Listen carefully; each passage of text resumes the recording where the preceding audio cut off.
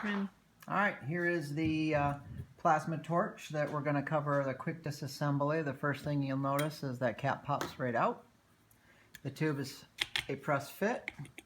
Give it a little twist, that'll pop right out and you'll have the unit. Unscrew the end cap. Take out the nozzle, take out the swirl ring, leave the electrode in. The first thing to note is when it's reassembled correctly, that plunger must move in and out. And that is for the air pressure on startup. If that's not working correctly when you reassemble it, you'll have to take it apart and check that. The next video we'll go over that on the reassembly. Okay.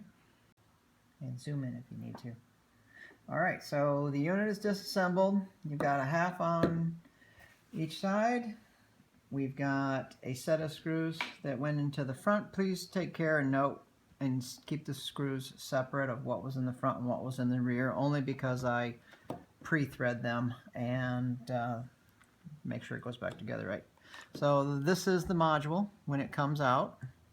This little tiny rubber gasket here, very important.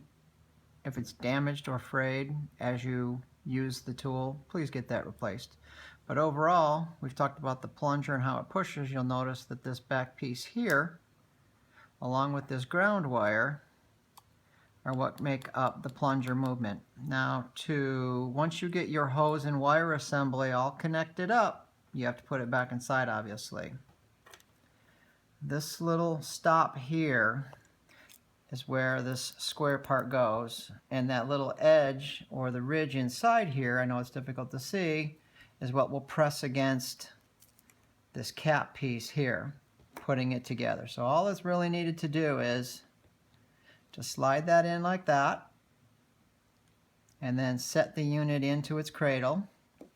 There is a front block here that will line up, press down in, and stop the unit as it's gone in.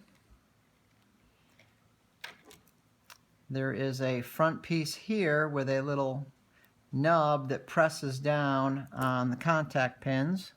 So you'll line that up, and once you've put it into place,